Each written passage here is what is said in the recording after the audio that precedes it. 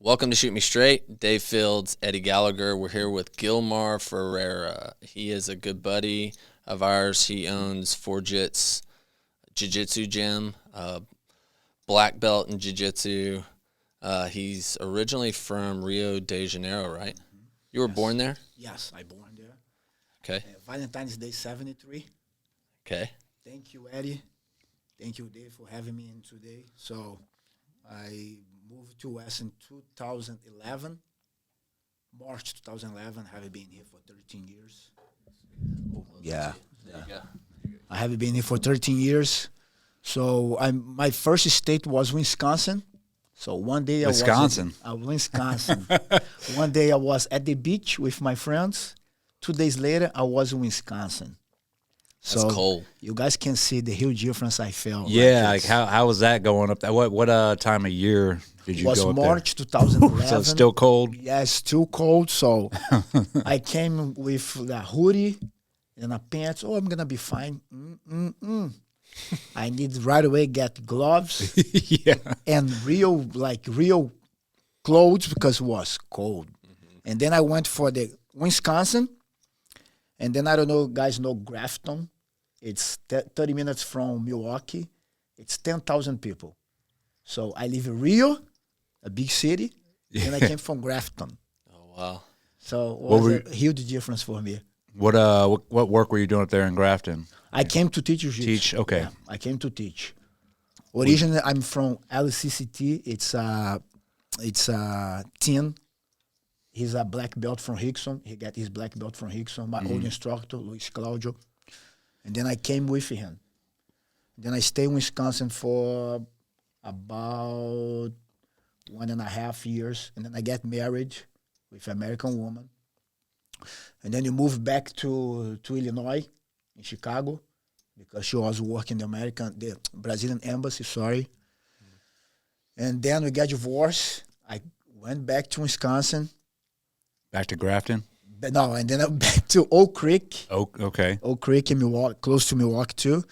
And then I went back to Illinois. And then I came to the paradise. Because what we live in here, it's a paradise. I cannot Oh, it explain is. better. Yeah. I cannot explain better. Yeah. I have a friend, he lives in Florida. I know him back then in Rio. And then I went from Wisconsin, and 2 years later, he came from Florida. And he always, Gilmar, come to see the state. It's good. Come close to the beach. Because I grew up close to the beach. Surfing, hang out with my friends. And one day I came, March. I'm never going to forget in my life. March 2019. And then I think he went for the, in PCB, the park, St. Andrews Park. Mm-hmm. When I saw the water, it's blue and green. The sand is white. That's Caribbean. What am I doing in Illinois? What am I doing there? So March 2019, I went back. I said, guys, the gym is closed. The gym is closed. I moved to Florida. April 2019, I was in Florida. 1 month. That quick. 1 month. I went there. I closed everything. I put in my documents, the thing for my kitchen in my car. I drove all the way straight. Wow. 12 hours to Florida. Let me ask you, so when you were in Grafton, did you open up a gym there? No. Or did you work at a gym there? I work at a gym over there. How popular was, because you said city of 10,000? 10,000 people, yeah. How popular was jiu-jitsu there? I mean, was it? Not so many. I wouldn't think Not so, too yeah, much. because Not too much. I have one, my old instructor had a association over there. Mm-hmm. The gym, it's very successful right now. The name of the owner is Perry White. He's still on the place over there, and the place grow a lot since the first time I went there. I cannot tell right now how popular in Grafton right now, but I can tell in Milwaukee, it's jiu-jitsu grow a lot. Yeah. Yeah, it seems like it's blown up because I'm from Indiana. Well, but I didn't live there for 20-something years now. But I keep up with my buddies, and we had that one guest, Anton, my buddy from, and he teaches jiu-jitsu and everything. But I was asking him, and he's like, "Yeah, it's, there's a crowd for it, but it's not as big as some places because that's sort of like the Midwest, I think, a little bit. Wrestling. But even down here, when you came down here in 2019. 2019, yes. There was not that really any jiu-jitsu at all down here. That seemed like here around that time is when started to blow like up. 3 or 4 places opened up at the same time in this area, which I was happy for, but it was cool. But yeah, it wasn't as popular. There was no jiu-jitsu place here really except for Gracie, the one. And Destiny. Yeah. Well, and that's been the case. I mean, Gracie's were all over the world, all throughout the 2000s, but especially 2019, 2020, like jiu-jitsu was really just starting to blow up. It's grown tremendously since then as a whole.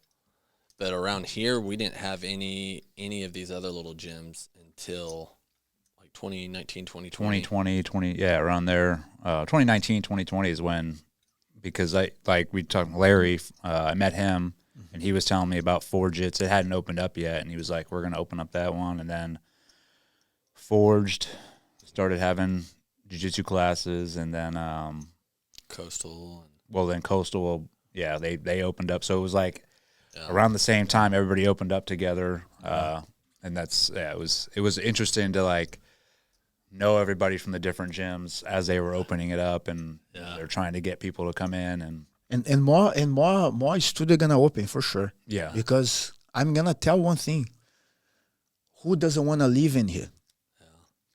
Who doesn't want to live in the bubble. paradise? Yeah, because it's a paradise. It is.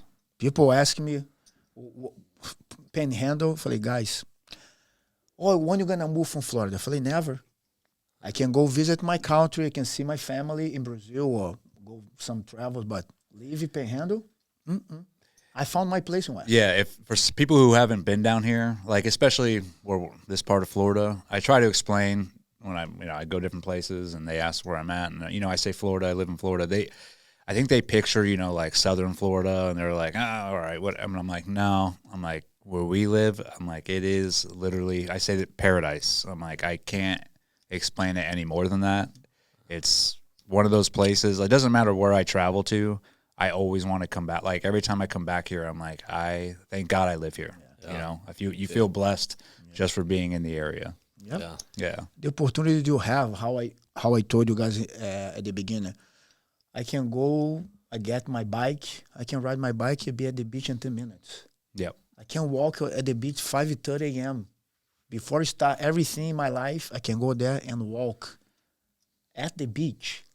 For me, I came from a country, it's very known about beaches, right? Jiu-jitsu, samba, soccer. But I'm telling you, even in Rio, that beaches we have in here, we don't have over there. No, these are the most beautiful beaches in the country. Yeah. I didn't see. I'm not joking. No. People say, like, guys, I'm telling you, like, the sand, it's the white, Yeah. the color of the water. Blow my mind in March 2019. Yeah, that's what got me down here. I saw this place once, and that was it. I was like, I went back and told my wife, I'm like, we have to go check this place out. I'm like, you wouldn't believe it. I was telling her it's like the Bahamas, but it's in Florida up north, and she's the same way. I took her down here. She saw it. She's like, yep, let's move down here. Yeah, Yep. That was it. Yep. Yeah, we just don't want anyone else to move here. So Yeah. this place sucks. Let's go keep it secret. Yeah. So yeah, guys, let's go raise everything what you say. Don't move to Panhandle, please. Don't. Hey, what was it like growing up in Rio de Janeiro? So I can explain about Rio. Yes, it's a beautiful country, good people, good food, but it's hard to get your life together in my country because people gonna say it's the people. Yes, it's not just the government. I'm gonna say the people have a good portion of that problem. What is the problem like with the people? Brazilian way.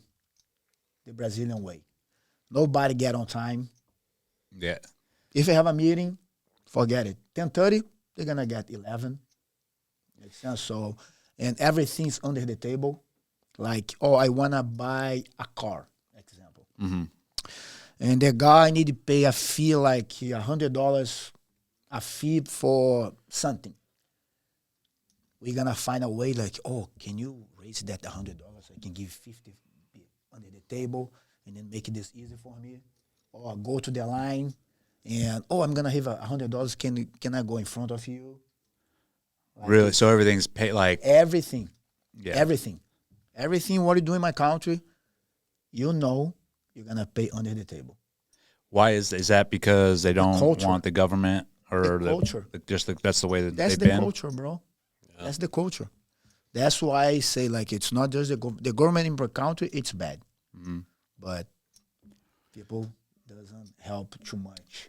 Do you think the way that the government is there causes the people to be like that? Like, hey, I don't want the government knowing what I'm doing or having any kind of control over me, so I'm going to do everything under the table and do everything on my own. Because I mean, I think we're getting to a point like that here in some cases, right, where the government takes half of everything you earn, or not half, but nearly, it seems like. So I think a lot of people are like, well, why am I working and doing all this stuff so the government can take half, so I'm going to go ahead and get paid under the table? Like, so they control anyway.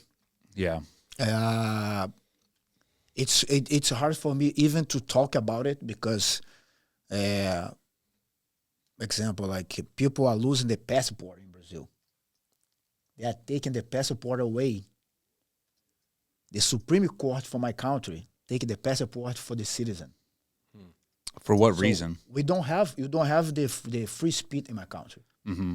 We don't have. We do not have. So if you say anything bad about the guy, or give your opinion and it doesn't match theirs, they'll take your passport and be like, well, now you can't leave. Yep. That's the way my country right now. Jeez. Yep. That's the way. But beside this, I had a beautiful life over there. I surf with my friends. I have my young age. I did judo when I was young. I did capoeira, the Brazilian martial arts. And then I found jiu-jitsu. And then I felt okay. Because I never in my life, I never saw myself behind the table. A doctor, a lawyer. I never saw myself doing that type of job. It's not for me. How I told you before, it's my lifestyle. Yep. Makes sense. If I don't have my lifestyle, I cannot be happy. I will be so unhappy and unhealthy. Doesn't work with me. So but jiu-jitsu, when you first found it. Jiu-jitsu, I was 21 and I fell in love. I was like, that's what I'm gonna do. That's what I'm gonna do the rest of my life. Yeah. And I worked for 10 years overnight, sleeping like 4 hours a day because I had 2 boys in Brazil, still live in Brazil. And I work until 6 a.m., came to my house, sleep until, because the class over there was 10:30 a.m. At 7 a.m., take my shower, sleep like 8 to 9:30, wake up, get my gear, go to training, go to lift my weights, come back, sleep 2.5 more, go back to work again. Because I knew jiu-jitsu was what I'm going to do the rest of my life. Wow. And how long did it take you to get your black belt? 10 years. 10 years? 10 years. Oh. Jiu-jitsu, it's not like a karate. I'm not saying bad about karate, but it's like, you saw kids 7, 10 years old. I have my black belt. Okay, that's cool. Yeah. All right. Yeah, that's cool. But in jiu-jitsu, no, you got to earn. You got to earn it. So, and earn it not by. And this is what I've seen is there are some gyms like people earn it by the amount of money they spend. Right. It's like, well, I show up, so therefore I should be able to promote to the next level. But then in jiu-jitsu, especially with some of the gyms around here, I've seen is it doesn't matter how many times you show up, you have to apply what's being taught to you, and you have to practice on your own in order to pick up rank and pick up a stripe or pick up a belt, and you have to test out, and the professors are the ones who are like, okay, yes or no. And I mean, the guys who I was training under at Capital, they seemed like, they're like, we're not going to promote you just because you showed up. You have to put in the work and prove to us that you know what you're doing. Yep, I agree. I agree. It's because it's. I love jiu-jitsu because when you clean your feet, bow in, you are not the one. Can be the president of the United States. Yeah. When you clean your feet and bow in, doesn't matter. No, the body gonna choke you. Yeah. The guy's gonna choke. I'm a president of the United States. We don't care. I'm a janitor. We don't care. Yeah. We don't have that problem inside the mat. Makes sense. And the way I saw jiu-jitsu, it's what you do on the mat and then what you do outside the mat. Because my evaluation go in the both ways. Because you can be the best athlete at the gym, but if you don't do the way jiu-jitsu taught you inside the gym, outside the mat, doesn't work for me. And especially if you use jiu-jitsu to hurt somebody, to defend yourself, it's one thing. Yeah. It's one thing. I'm not saying like to defend yourself, go for what I'm gonna say. But if it's jiu-jitsu with my brand, you out. Yeah, You if you cannot do come back to the jiu-jitsu with the intent, like I'm going to go out and I'm going to start something to, whatever, test these skills I've learned or I want to put them on, then that's like, then you're doing it for the wrong reason, right? It's because it's you. I follow some Grandmaster Helio Gracie laws. He has some laws which I love it. So keep your gi clean, respect others, and with the tattoo in the face, some stuff in my gym, you can train over there, but promote, you won't get promoted. Because you represent not me. When you bow in, you not bow for me. You bow for the the person came before you. mm-hmm. People don't understand that. Like it's I know. It's you not bow for me. You bow for David. You bow for everybody on the mat who is stepping in, or he will step out. People don't understand that. Why you have the bar in the left side? Because the samurai back then to take the sword, that's why the bar is in the left side. Some things have in jiu-jitsu, I think it's very important. People doesn't know the history, the tradition and heritage. Exactly. Yeah, which It's it's important. Yeah. In any aspect, it doesn't matter what you're doing. It's the same. Like I come from military service, and there's certain, the certain units that you belong to all have their own heritage and how they formed up, and it's the same thought process there. Where this isn't about you. Like this is bigger than you, and this is bigger. Exactly. This is for like the things that you're doing now, the way that you handle yourself, the way you present yourself. You're doing that for those that came before you. Yeah. It's like my buddy's quote. I had a good buddy. It's like the perfect quote. I have it tattooed on my arm here. He ended up dying. Brad Kavner. It was a toast, and it was like, to those before us, to those amongst us, and to those we'll see on the other side.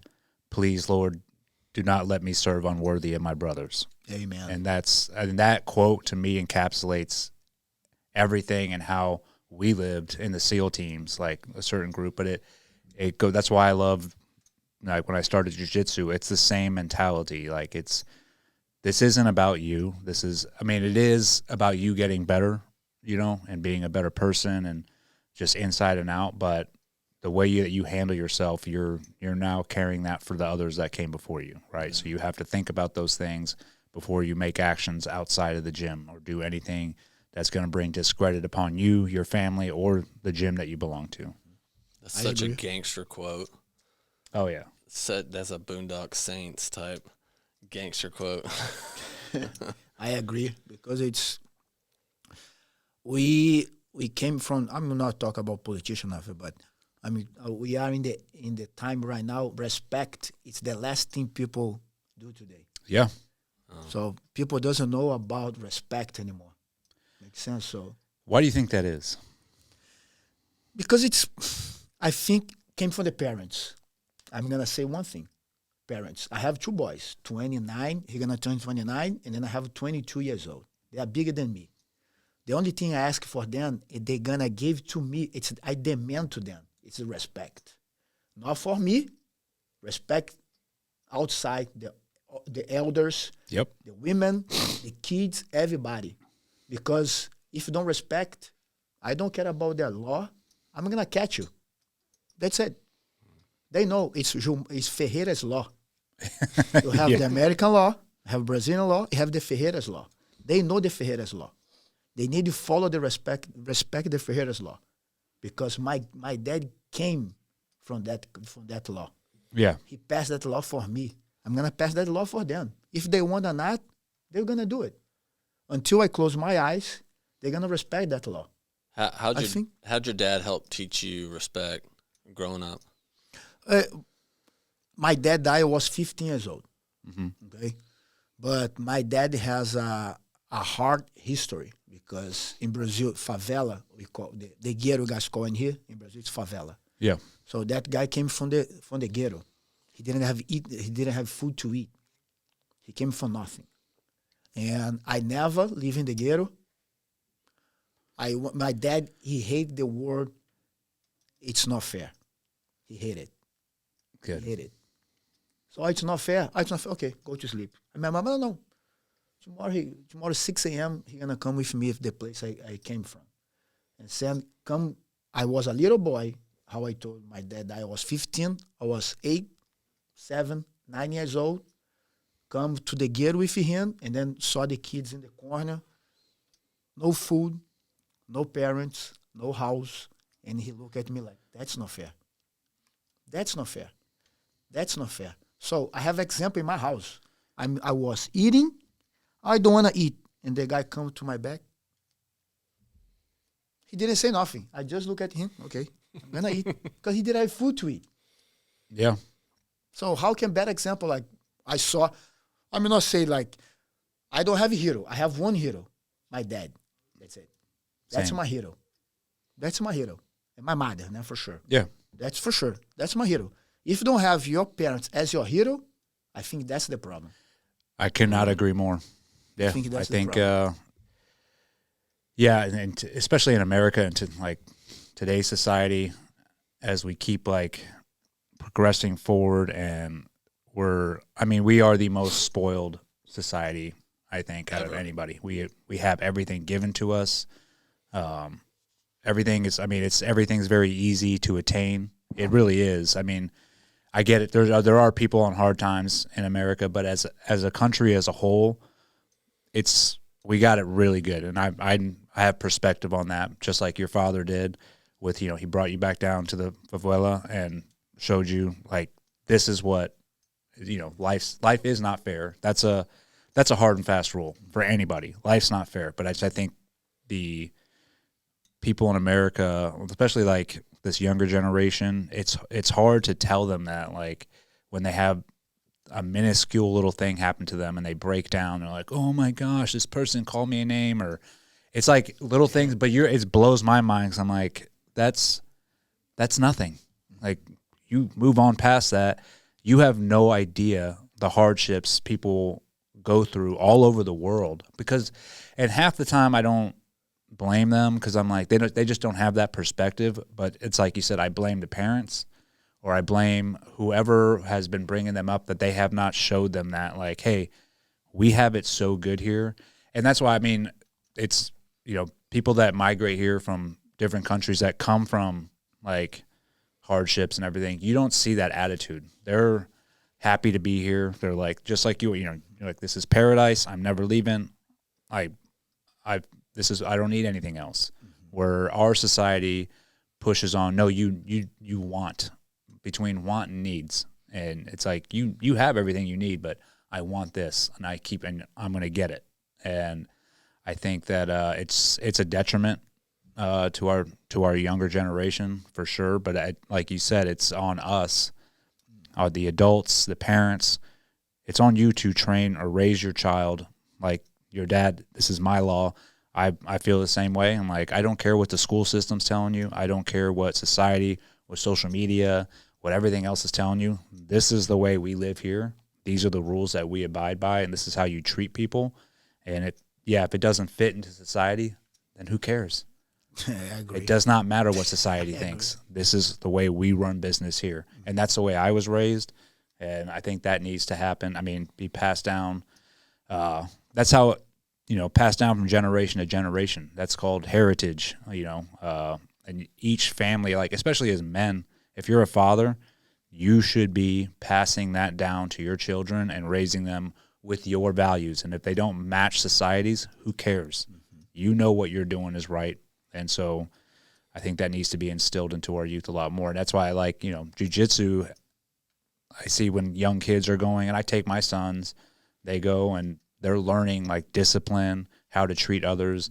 And then what I like about it a lot, and this is just for not young men, but for men our age too, because I started later on in life, is it humbles you. And it's like, it takes that ego, like, see ya, like ego gone. Yeah. And it's like, yeah, you got your man card pulled here. Are you going to come back? And that's the key. That's what I tell my sons. I'm like, it does not matter. I don't care. You get on that mat, you get choked out, you get beat, you get whatever. It's get back on that mat. Get back on each and every day, and that's how you are going to become a better person. Yeah. Some of the baddest guys that I know, like the best black belts, are some of the most respectful, good men. Dangerous men, but good men, I'm scared about the what is more scary. So the pit bull or the chihuahua? The chihuahua doesn't bark. He bites, right? The chihuahua open the door. Wow, wow, wow, wow, wow, wow. That's why I saw people. When I saw people barking too much, for me it's a chihuahua. I'm not scared of that person. I'm scared of the quiet ones. Yeah. That's I'm scared for. Yeah. Because, okay, that guy, he knows something, and I won't mess with that guy. Yeah. Makes sense? So people don't understand about this. When people, blah, blah, blah, blah. I think for the country we have, I don't know if the quote gonna sounds correct for you guys in English. So if you respect your teeth, keep your mouth closed. That's it. Yeah. Makes sense? So if you respect your teeth, keep your mouth closed. What else are you like? The quiet, the quiet ones are like that's a perfect analogy. It's the quiet ones understand the consequences of what could possibly happen. They know what they know, and they're like, if I engage into something, I could either one get hurt, but even worse, I know I can hurt that person to a point where, I mean, is it going to be worth me getting involved right now instead of I can get out of this, and walk away. And that's the biggest thing I tell my kids. I'm like, the number one rule to fighting is if you don't got to fight, get out, then don't. Like, you should walk away at all times. It's only used until it's like that last, there's no other option. Then it's like, okay, now we're going to go. But for somebody like at your level that knows what they're doing, you understand, like, if I do engage, I'm going to cause some damage. And then there's going to be consequences for that damage as well. No comeback. Yeah. It is no comeback. Yeah. I always say like you need to understand the window. You have a window.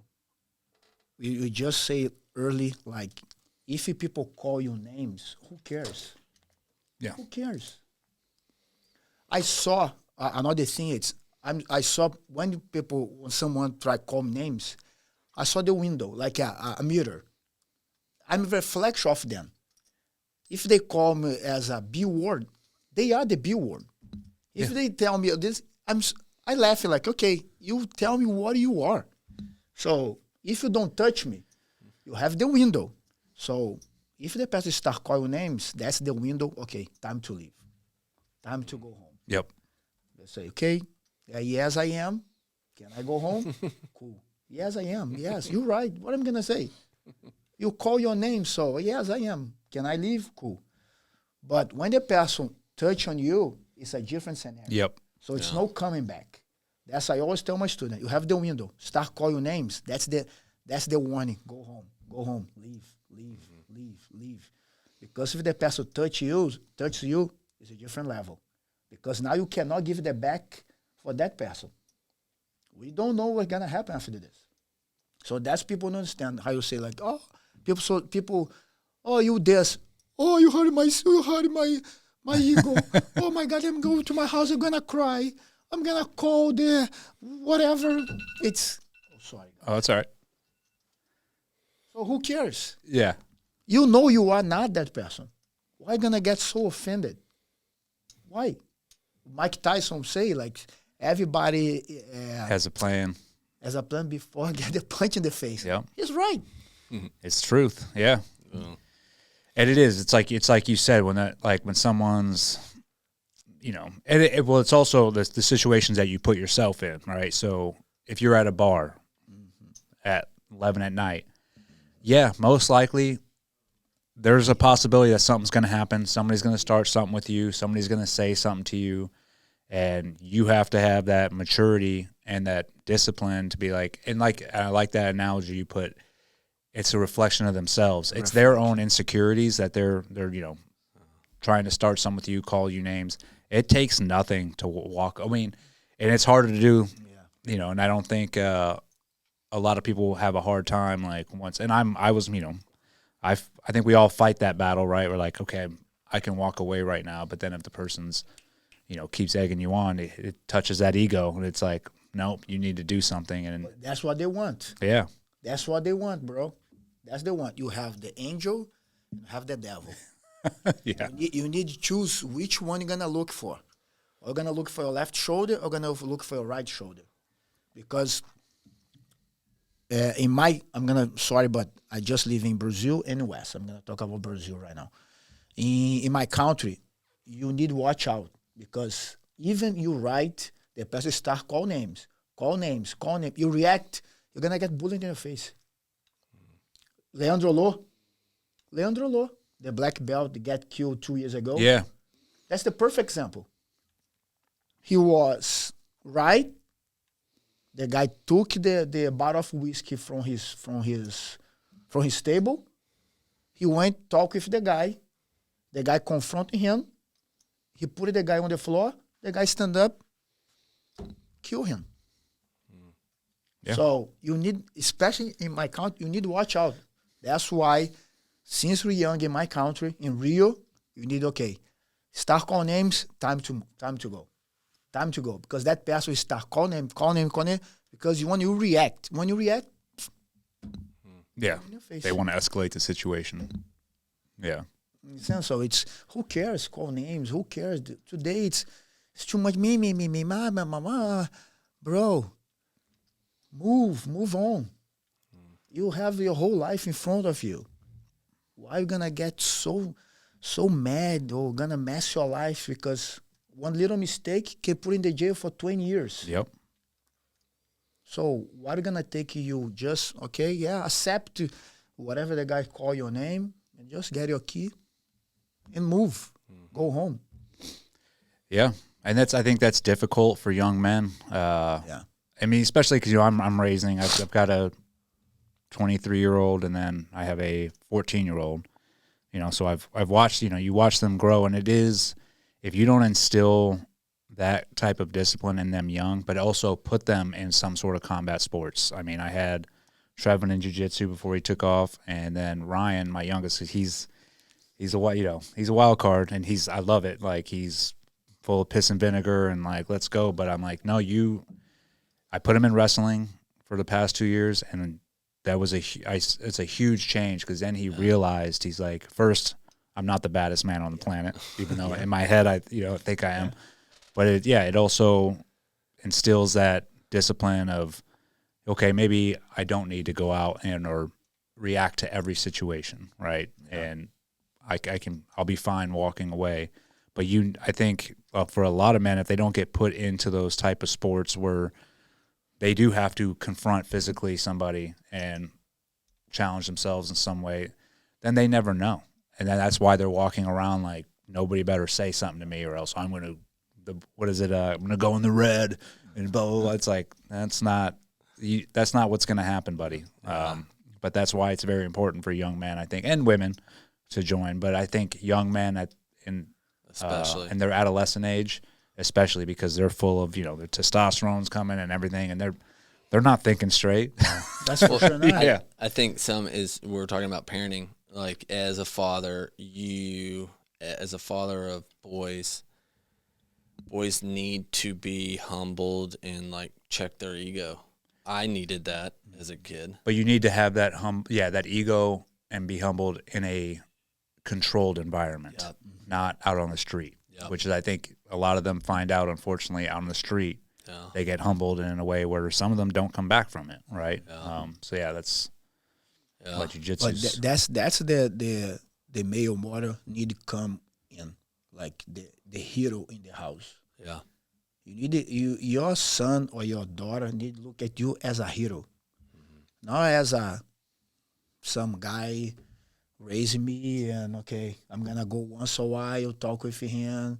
When I move to the house, have my own family, I'm never gonna never gonna visit him. I never gonna call him. My sons in Brazil, I talk with them 3-4 times a week. I call my mother because they are part of my blood. I have 4 names in my skin. It's my family. That's my circle. Yeah. That's my circle. My mother, my daddy, and my kids. It's my circle. So the waves represent everything comes and goes. But this, you're going to stay forever in my skin. So I think we talk about the respect. How would you say for young men to become those heroes in their home? Like if they have young kids, they're thinking about, most guys my age, around 40, that have, kids 10 under, a little bit over, they're not thinking about how they're parenting at all. They're just surviving throughout the days and thinking about their job or whatever else. They get more involved in the kids' life. Yep. Yeah. What you saw all the time, the parents do with the kids. Give them a Oh, phone. shut up. Yeah. That's what they do today. You don't see kids playing football with their dad at the beach. You don't see the daddy play with them outside the house. We don't see this anymore. It's better for them come in the house tired, give the phone or put it the TV and guys, please stay quiet. I have a stress day today. So don't be a daddy. Yep. Don't be a daddy. If you don't want to have that job, because for me, be a daddy, it's a job. It's a job for 24 hours, 24/7. If you don't want to have that job, don't be a daddy. Simple. I heard a perfect quote, like for the phones and everything. When you give your kid a phone, you're not introducing your kid to the phone or to the world. You're introducing the world to your kid. Like, here he is, take him, right? And because that phone, everything on it, is going to instill all sorts of crap into your kid because that's all it is.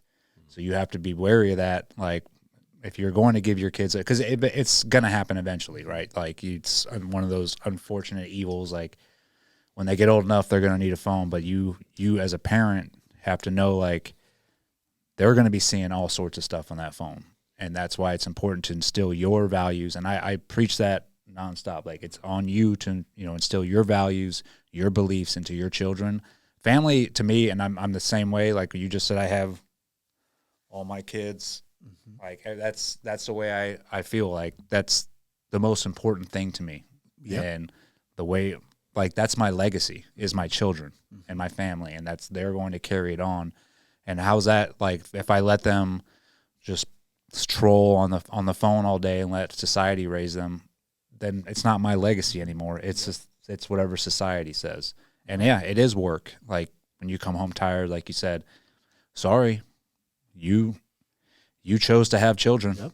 That's part of your job, And yeah, it is tiring at some points, but you have to make that decision. Like, when your kid is, there's nothing worse, and I'm guilty of this too when raising my kids. When my kids are like, "Daddy, let's go do," and you're tired, and you're like, "Oh, dude, just you go do it. I'll be there."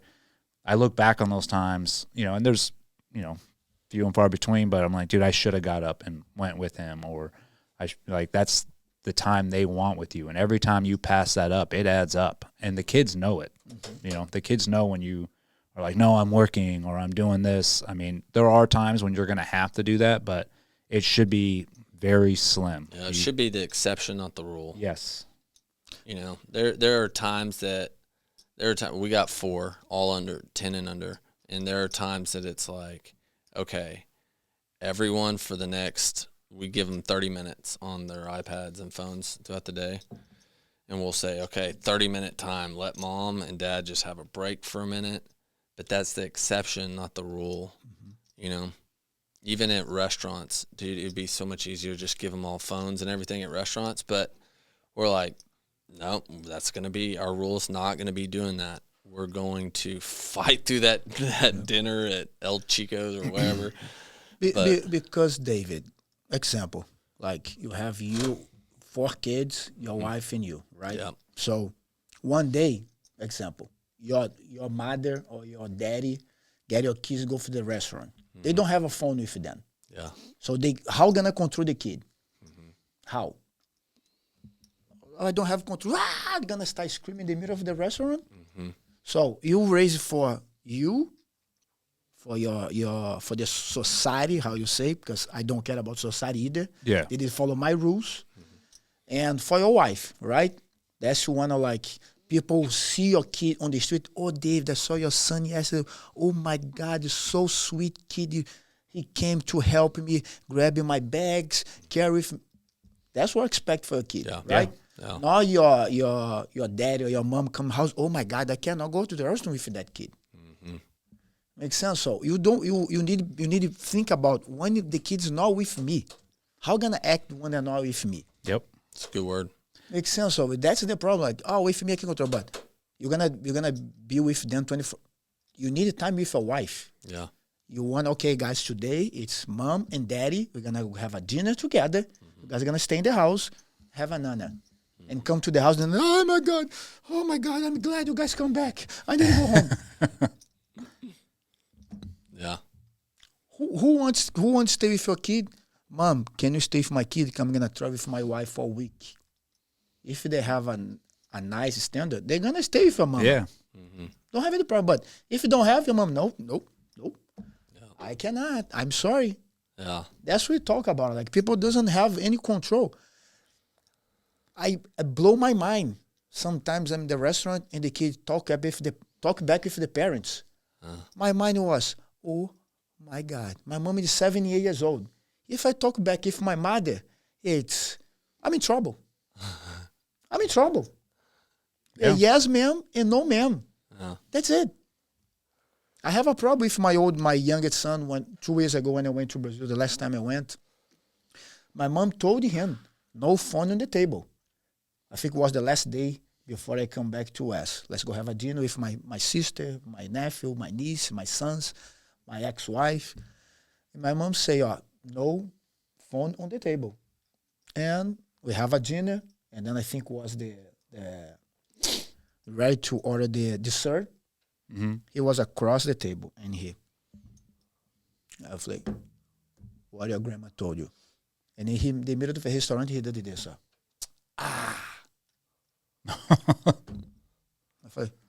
I stand up, and then I cannot say in here in the podcast what I told him. But, bro, who do you think you talk with? You lose the respect from me? Let's go outside. Yeah. I'm gonna just leave in here because I know exactly where you're going with that because I've done, I do with my kids too. But that's you have to let them know, and I'm the boss. You just mess with the bear, and that's what happened. But then it only takes about once or twice of those little encounters, and then from then on, all I have to do is just give a look, like, hey, and then they're like, all right, yep, I don't want a piece of that anymore, So but that's part of parenting, and I think that's been taken away as well. They're like, it seems like kids nowadays rule the household. It's like whatever the kids want. Oh, the parents are doing whatever. Oh, we don't want to hurt their feelings, and then they're letting them make the decisions. Like, well, what do you guys think? And what do you guys want to do? And it's like, that's not how it works. No. You're under my roof. I'm providing you food, shelter, everything, which I should, because I'm your parent and I'm a loving parent. But at the same time, you're in my world. Yeah. Once you leave this household, and I've had to have those conversations with all my kids. I'm like, when you're 18, and not even when you're 18, if you're 18 living under my roof, you're still under my roof. You're still under my rules. The second you can provide for yourself, you can get you get a job, you want to go live on your own, do what you want. Like, you're on your own. And here's the other thing I tell people, like, if you instill those values and beliefs into your kids and then you let them go, because you're going to have to let them go eventually. Yes, for sure. And they might go do whatever they're going to do. They might, and a lot of them will rebel. Like, I'm going to be my own person and I'm going to find my own way. They come back. They'll come back to those values, rules, and beliefs because they see, like, how society is, and they're like, this isn't what I was raised in. This isn't right. They'll end up coming back. I did it. I rebelled, went and did my own thing, but eventually you grow up and you're like, nope, what my parents taught me was, like, the way, And, well, you had a good example of that with Ava, right? When she was on the podcast last week, was you have your daughter that you've invested enough time in, even though you're on deployments and stuff, most of the time when you were there, you invested time in her. She knew you loved her. She knew you were her dad, right? And so when she had that time where she was getting honestly manipulated, where she's like, hey, I want to go live on my own. And you guys were like, oh, okay. Like, and then she immediately was like, never mind, I want to stay here, because. Like, all right. Yeah. But I think there's another. I love how you started. Number one thing is, like, invest in it. Like, just I honestly think that responsibility falls on the man, as the head of the house. As the man, it's on you to not put you put your wife above your kids, one, but also to proactively invest. So with my little ones, like with my little boy this morning, I pray with him this morning. I spend some time with him this morning, and I speak things to him like, hey, you're going to be a great man someday. Last night, I had him clean with me for an hour. We got home, and it was just me and him. We're like, let's clean. We're going to clean this living room, clean this kitchen. I made it a game, right? But it was him working, and I praised him on being a hard worker. Right, so there's times that, hey, it needs to be just straight discipline, but you also need the praise too, where you're building into them. And I think most guys I don't know if they don't want to, or they just don't have guidance from other older men of, hey, this is what you need to be doing right now with your kids. Well, I think for a lot of them too, and I've seen is, they're not leading by example. So if you're putting out certain rules in your household, or you're like, hey, this is what you should be doing, and you're not following those same rules, the kids are watching every move you make. So you can't be some kind of fake leader. Like, this is what I expect of you. And then if you're a father and you're lazy, maybe a little bit of fat, you're watching TV all the time, not working out, not instilling discipline in yourself, then you're not going to be able to do that into your children. So I think for a lot of men out there, and I get it, you fall into that middle-age slump or whatever, that I hate the word, the dad bod. I'm like, why do you have a dad bod? Why is that acceptable? You should be constantly trying to better yourself in every way. Yourself, not have anything to do with your kids. Yep. It does, but if you can't do that for yourself, then you are not leading by example, not only for your kids, your wife. You're the one setting the tone for the household, right? And so, and that's one thing. When I was raising my kids when they were little, I never knew if I was doing the right thing because I was always gone, deployed. But when I came back, I still made it like the same way. I had to go abide by my lifestyle. So I got up and worked out when I was home. I did all these things to better myself. And I used to think it was selfish. I'd be like, oh man, maybe I shouldn't be doing these things because I should be spending more time with my kids during that time. But I saw it pay off. It came to fruition. My kids, as they got older, they were like, they start working out. They start doing things in a manner that you did. You know, like my son, my oldest, joining the military. That came out of nowhere. He's like, nope, I watched you. This is why I want to do it. And that is probably the biggest compliment as a parent you can have, like you being the example or the hero. But I think that's missing. Yeah. Well, what's the quote? Why would they listen to you? You don't listen to yourself. Like you don't respect yourself enough to put the work into yourself, to make yourself a better human being. So why would they? Why would they respect you?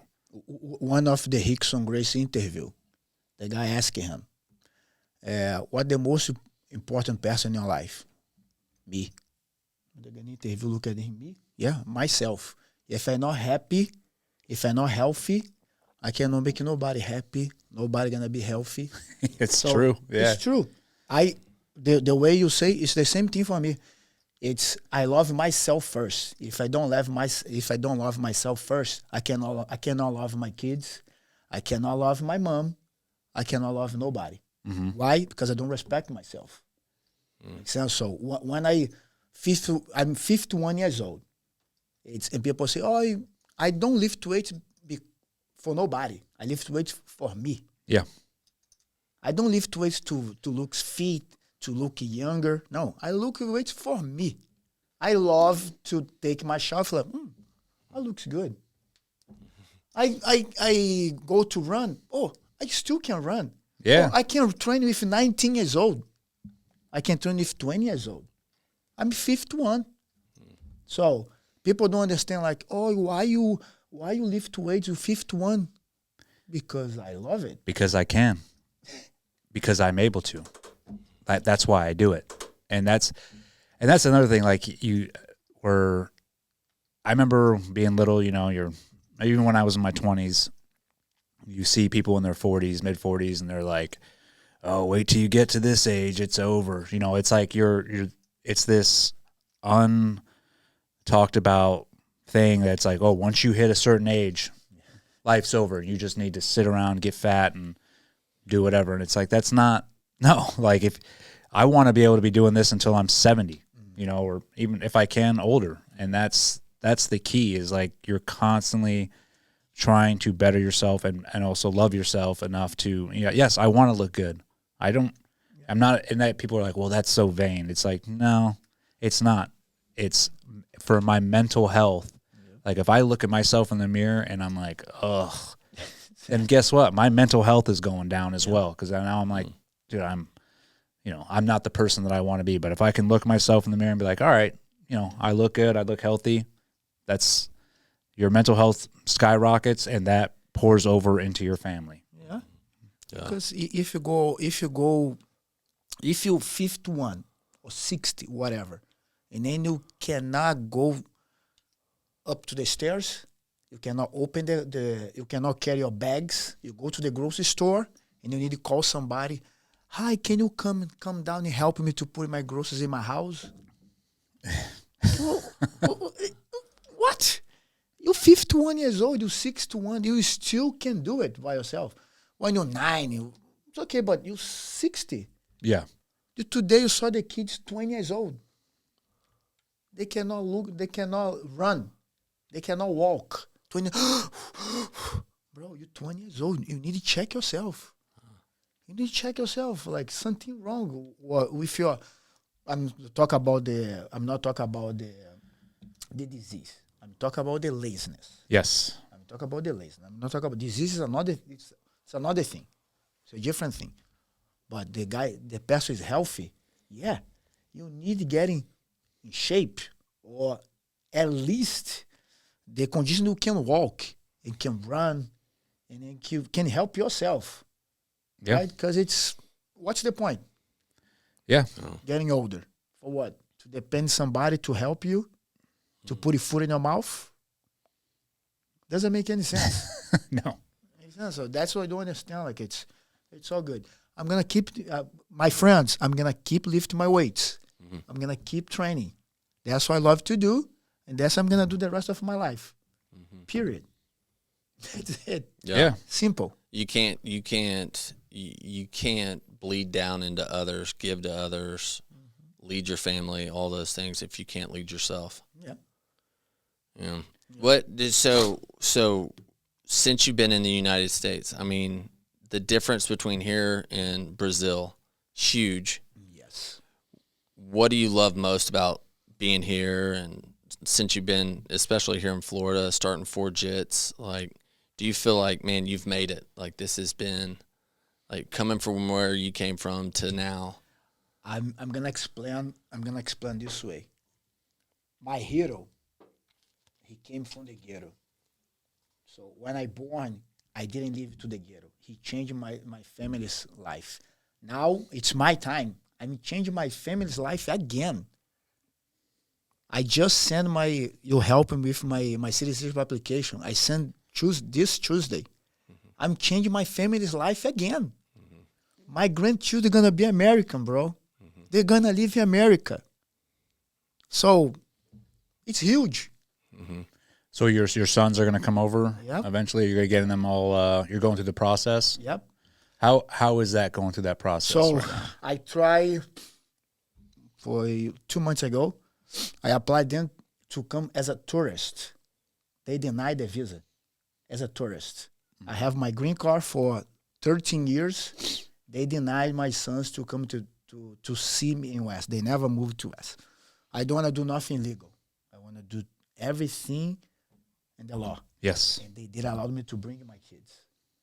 But I applied. David just helped me this Tuesday because I can't speak English, but I still have a little problem with English. So, and then he helped me to send the papers. Blah, blah. I pay already. I send all. So now I need to go through my process for the citizenship. I put their names already in the process. So, and after I get my citizenship, and then I can start the process. Okay. So it's 2 steps. First, finish my citizenship, and then apply for them. And then apply for theirs. Yep. Yeah. And it is a process. It's a lengthy process. I have a buddy that, Kyron, who applied. He's from South Africa. He's been, applying for his visa, and he gets frustrated with it, especially with what we see going on at the southern border. He's like, why wouldn't I I'll just walk, like, I could just walk across and like everybody else is doing. And, and I told him, I was like, yeah, you could do that. I was like, but then you did it the illegal way or the wrong way. And I was like, and that's, you don't have nothing to stand on after that. Like, nothing. It's, like I told him, I was like, I know the process is hard, frustrating, and, you got to suffer through it a little bit. But that's what's going to make it be worth it once you do get your citizenship. I'm like, if you just walk across right now freely, I'm like, what does that do for you? You know what I mean? Like, you didn't put any work into it. You just took the easy way out. And I'm like, and nothing good comes out of taking the easy way. Everything that's good in your life, and all of us, takes some kind of suffering and takes a little bit of work and frustration to make it worth it. So I respect the fact that you're going through the right process, even though it is long and arduous. But that's what it takes to become. It is what it is. Yeah, bro. It's the best, guys. America, it's the best culture in the world. I always tell America come to complain with me, guys. No. Don't complain with me. No, with me. Nope. I don't have a job. You guys don't have a job. What do you guys talk about it? I'm an immigrant. I have my green card. I just opened my business in Florida. I just opened my gym. I do cleaning on the weekend. I clean houses on the weekend. So what do you guys talk about it? Yeah. Like, it doesn't make any sense for me. So in 2017, when I left my old instructor, I have 4 jobs. The same week I was bouncing 3 times a week in Milwaukee. I was driving for Uber, and then I was teaching 2 gyms, one in Milwaukee and one in Illinois. And how the guys can complain about it, don't have a job? Or you have the right to have the food stamp. I don't want it. I have 2 legs and two arms. I can go to work. Yeah. I don't understand. It's the best. Again, U.S., United States of America, is the best country in the world. Period. Amen. It is. I mean, Period. it's the land of opportunity. And it still is. Yeah. Even though people want to try and tell you it's not, like, oh, that's just laziness. That's laziness has spread. It's like it's just rampant. Where people don't have the work ethic. Like you're like, I'm working 5 jobs right now. Like, and I'm happy about it. Like it's the mindset of others is like, oh, 5 jobs. Like, I don't have time for that. How do you find the time, the energy? I'd rather be dependent. They'd rather like, I'll just have the government give me, money and I'll be dependent on them. And that's exactly what the government wants. They want you to be dependent on them. That's why they're letting everybody come across the border right now. Like, here's your phone. Here's your money. Here's this. We will take care of you for the rest of the time you're in here, as long as you do what we say, as long as you follow our narrative. You vote on me. Yes. As long as you push our agenda and our narrative. And that's, I'm sure you can relate, and so can people from coming from other countries that are, fall under like socialist regimes. It's getting a lot closer to what that is, right? Because that's not what our country is founded on. But that's what, I think over in the past, I don't know how many years, we've seen the government is not being, they're not hiding it anymore. They're like, no, we want you dependent on us. And it doesn't matter what race you are, what, where you come from, what religion you are. They are like, nope, we just want you dependent on us. And we want you to abide by our narrative. And if you speak up against it, then no, then you can't have what we're giving out. So, yeah, it's I completely respect the fact that you stood up on your own 2 feet and you're like, nope, I don't need to depend on anybody. I have the ability to get this job. I have the ability to work 5 different jobs. I'm going to do it, Eddie, what I saw today is they pushed the good ones to the edge. But that edge get closer and getting closer. What I saw is that good people start push back. That's I can see as an immigrant. They push the good ones to the edge. Five guys pushing the whole nation to the edge, because it's not too many people doing the socialist whatever. Yeah. So it's if you put it today, it's 80% of the country want the American way. 20% it's pushing the 80% to the edge. That 80% you're gonna push back. The 80% they start get tired. So it's too much, guys. It's too much. Yeah. We give it this for you guys. We give it this for you. You guys want more? So no. Time to push back. That's what I can see right now. It's getting closer. Yeah, this year we're going to see. It's getting closer. Especially with the election season coming up. It's. I don't like to bring gloom and doom or be like, oh, but it is a very fragile time in our country. I think and it can be dangerous too as well, because you don't know. I think the American people on both sides, doesn't matter what side of the aisle you've been put on, you've both been manipulated by the government and the media to hate each other. They've divided this country, and there's no, we are the most divided we've ever been, I think. And I think people are, you can only, like you said, you can only push people so much until you're going to get a reaction. And, I'm hoping, and I never want to see anything like that at all. But at the same time, I'm looking at our leadership, the government, what are you doing? Why are you doing this? You know what I mean?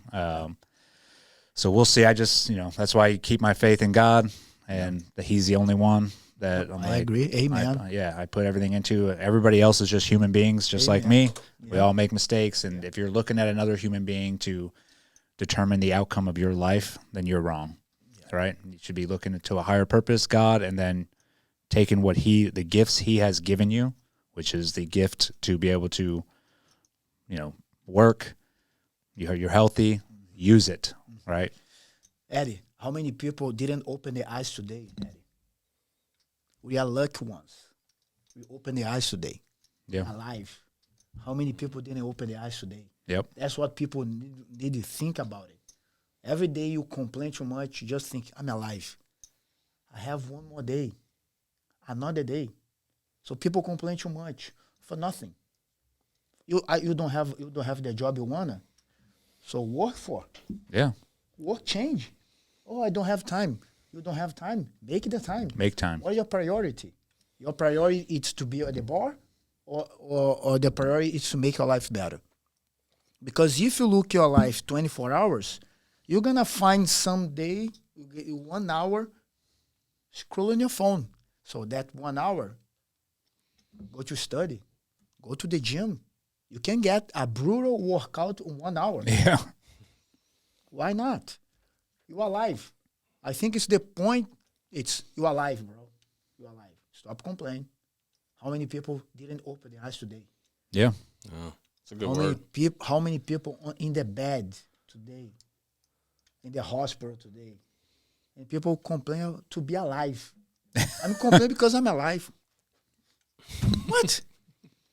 It is, but that's such a good perspective, to have. And I think it's hard for people, and especially because we talked about earlier, this country, we have it pretty easy here, right? So we're pretty spoiled, like we talked about earlier, as a country. So I think it's hard for people who have not faced any type of adversity, real adversity, what they think they have because somebody wrote something about them or said something. They're like, oh, it's like the hardest thing they've ever faced. And you're looking at them like, you have no idea. Like, just like your father said, this is not fair, right? What you're going through is baby stuff, right? But we've come to a point now where the little baby stuff, and it's the victim mentality. The victim mentality has spread through this country. It's been put up in a pedestal. Like the bigger victim you are, the more you'll move ahead in life. More benefits. Because that's the government wants you to be, is a victim. And it's like, no, dude, you're not a victim, first off. And like you have breath in, you have air in your lungs. You have both your legs, both your arms. Use them. Yeah. Do something with it. You have a backbone. Use it, right? But it's I think that's one of those things that it needs to be instilled back into this country. But we know too, the 20%, that's the first one to hide themselves if something happened. Yep. Oh yeah. So you know that. If something happened, the 20%, oh my God, help me. We have that experience 4 years ago with the COVID. Yep. Oh yeah. I have that experience. We don't need to talk about it, but we had experience. Like, I went to buy meat in the grocery store. I was in PCB. The meat is gone, but the fruit, the vegetables, is getting waste over there. The soda, it's gone. Why? You choose to have the soda. You choose to have the chips. It's gone, but you don't have the fruit. And then you tell me I need to stay in my house because you're unhealthy. Doesn't make any sense. Doesn't make any sense. So why I take care of myself? I need to stay in my house, and you don't take care of yourself to help you. And then you keep going to the groceries and buy chips and soda. It's almost like they want you to stay sick. Exactly. Yeah. We had this 4 years ago, so yeah. Bad example of that. Like, it's in my country, like, I don't have a water. I didn't go to the grocery store to buy water. What I did, I boiled the water. I bought a big jar of like 5 gallons. I boiled the water, got it cold, put inside, put in my fridge. I didn't have meat. I bought eggs. Yeah. That's it. That's it. Makes sense. So why I'm going to have protein comes from the eggs? The water, it's clean. I boiled the water now it's clean. I'm going to drink the water. Toilet paper. I have water in my house and soap. Yeah. That was the craziest, was the toilet paper and paper towels. Like, I still to this day don't know why that became, those two items were like the biggest life-saving issue for some reason. I remember that was going down. I was like, what is going on right now? It's like, why? But I think, and this is my own little tinfoil hat I'll put on, is I truly believe, like, when that happened, that was them testing us.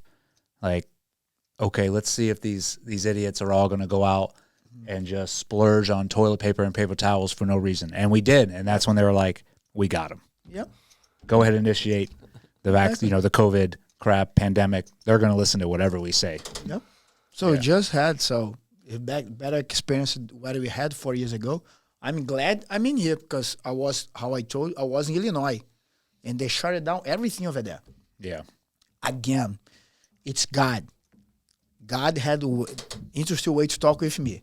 It's God saying to me, bro, move, because something going to happen. If you're going to be in Illinois, you're going to be in trouble. So I moved 2019, and what happened? COVID. Yeah. Yep, and not here. No, 3 months, okay, guys, let's go to the beach. Yep. Let's go do something because it's too much, right? Yeah. So it's crazy. So you cannot we talked before, you cannot let nobody ruin your life. Rule your life. Guide you. So you need to guide yourself. You need to say, okay, this works for me. I'm going to do this way. If it doesn't work, how you say, we're a human being. We made a mistake. I made a lot of mistakes in my life. Yeah. But I always try to be a leader for myself. I never was the follower. That's why my friends, you always against us. I'm not against you guys. I'm stand about myself. I don't want to do this. I'm going to do my way. You guys are going to do your way. And we're going to find in the middle. Yeah. And if I make a mistake, I learn from it, and then I'm say sorry. Yeah. I'm going to come back. I'm going to say, I'm sorry. I made a mistake. I did so many times in my life. Yeah. I made a mistake. I'm sorry. I made a mistake. Can you talk? Can you make a rem? Whatever. But if I follow what you talked before, if I follow your way and I don't feel comfortable what you say, and then I don't point what I think is gonna work, doesn't work for both at the end. Because I will be mad about myself. I won't follow what you say. And at the end, nothing gonna work. Yeah. That's a good word. It's Awesome, dude. Thank you so much for You're welcome, coming out bro. here, doing a podcast last minute. And Thank you for having me. Thank you, sharing. Eddie. Thank No, thank you, brother. This was great conversation, man. I like I just like the way you live your life, your the headspace, your mentality. I want to spread that amongst everybody else. Working. So you're at for Jitz. I just opened the for Jitz. I have been in Florida since 2019, but I taught in one gym in PCB. And then since 2022, I opened the for Jitz in Florida. So I taught in one gym in, Kicks. Yep. Yeah. And now I opened my gym 3 months ago. Congratulations on that. Thank you, bro. It's going well. Heck yeah. I have good people around me. David, I have Dean, I have a lot of students over there. So it's looking to the sky, bro. My man. Yeah. That's awesome, Okay, brother. thank you. Thank you guys for having me. And guys, America the best culture in the world. Trust me. Yeah. You heard it here. Yep. Awesome. Out. Thank you. Let me go to the bathroom. I'll be back. Yeah.